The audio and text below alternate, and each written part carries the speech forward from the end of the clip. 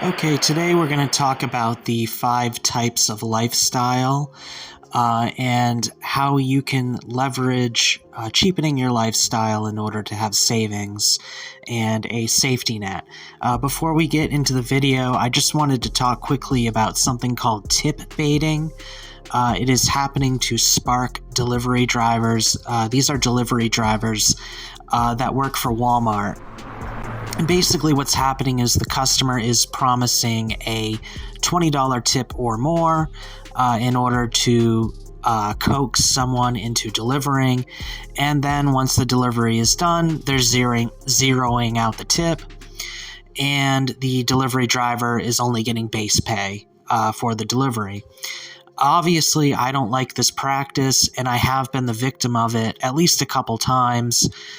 What I would say is avoid deliveries that are too good to be true. If it's like $35 or more for a single delivery, in a trip, I would be a little cautious and expect that maybe the tip will be zeroed out. If a customer is only promising like a $5 to $10 tip, they're probably going to follow through most of the time.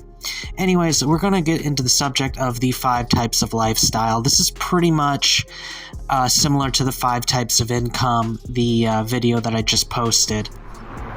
And I'm going to show my handwritten notes here. Obviously not the most professional, but I'll try to expand upon it.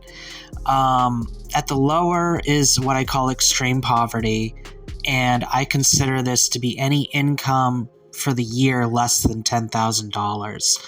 So this is making less than $1,000 per month or less than like $350 per week.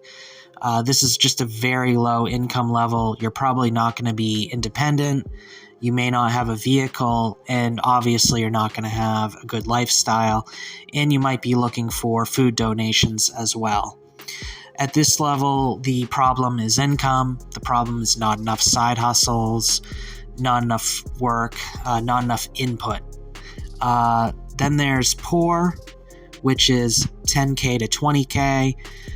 This is a little better. You might be slightly independent, but you're not going to have a good vehicle, and you're not going to have a ideal living situation, and you're not really going to be able to save a lot of money at this income level. Upper poor is 20 to 30K, a little more functional, but still not the best living situation. In some parts of the country, this would still be destitute. Lower middle class, around 40K. Functional, you'll have an apartment, you'll have a vehicle. Nothing will be glamorous, but you'll be able to live. Lower middle is 50K. This used to be the middle of middle class, but it's now lower middle class. I'd say 50K, maybe you have a trailer, decent vehicle, and you have food in the fridge. Upper lower middle seems like an oxymoron, but it's the upper part of the lower middle class is 60K. This is kind of the income level where you're going to be able to start saving money for retirement, though. So I wouldn't overthink it if you're at this income level. Middle class, or the lower part of middle class, is 70K. Again, this is not a bad income level. You can certainly make some savings and make some moves with this kind of income. True middle class, 80K. Again, pretty good, but used to be 80K a year was kind of, at least upper middle class. Middle class, 90K. Again, you're approaching very good income levels, but you're not at a very high social status. And at that rate, 90K a year, it's a decent living situation and a decent car, but you still may not be able to afford a brand new car because of price inflation. Lower upper middle, 100K. Mid upper middle is probably like a little over 100K, like 120K a year. High upper middle is probably 150K per year.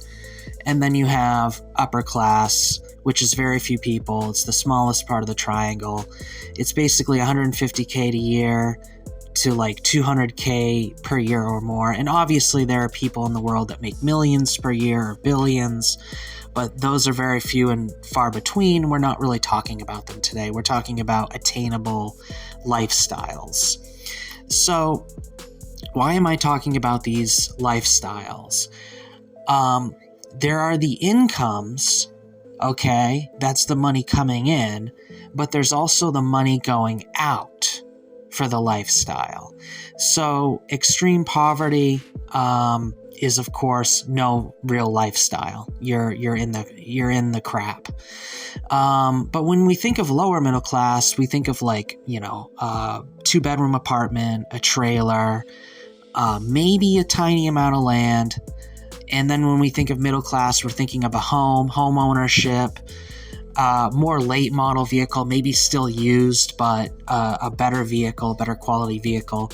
When we think of upper middle class, we're thinking of, a Cape house, kind of closer to the coast, better neighborhood. When I think of upper middle class, I think of like Falmouth, Maine, Cape Elizabeth, Maine, where you have a lot of families that are just visually doing well.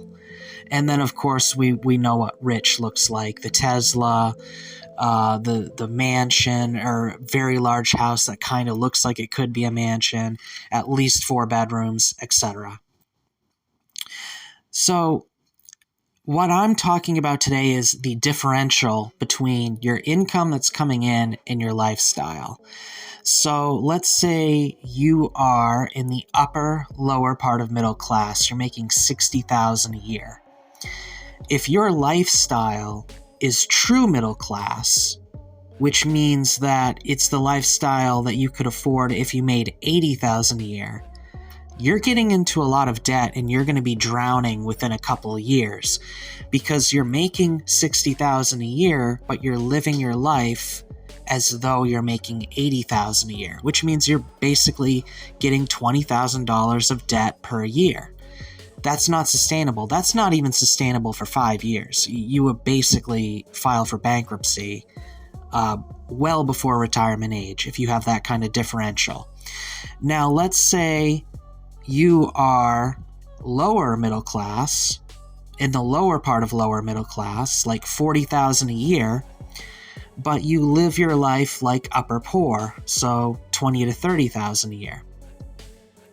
With that kind of differential of $10,000 a year, you will be able to save a really decent amount of money, and you're probably going to increase your living situation within a few years anyways, because you're going to be saving money, investing some of it, and you're going to get dividends off the money saved.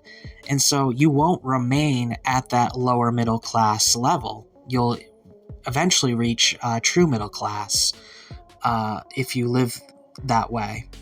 So what I want you to think about is, what does it cost in order for you to live? What's the actual money that you're making? Okay, not what you're reporting to the IRS, but what are you actually making at the end of the year? All your income. And what is your differential? Your differential between your lifestyle and what it costs total in a year and the amount of money that you have coming in total per year should be about at least $2,000 to $5,000. In other words, if you're not saving that amount of money, you're vulnerable. You're living paycheck to paycheck.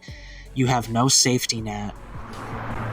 And you really have no way of leveraging money to have more sources of income, to gain assets or whatnot. So what is your differential?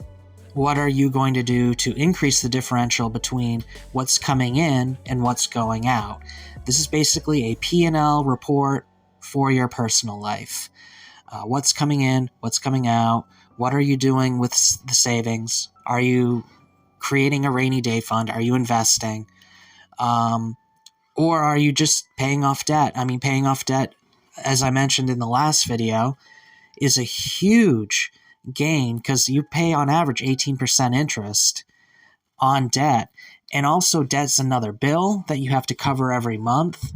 Once you completely pay it off, you're free. Obviously, you're not totally free because you'll have other bills and other obligations. But once you take care of your obligations, the rest of the money can be saved, invested, or used for something that you actually want to do, something that's fun. So let me know in the comments what your situation is. I mean, you don't have to get very personal, but what's the differential between lifestyle and income? and what do you plan on doing in the future to improve your situation. Alright, thanks for watching this video. See you in the next one.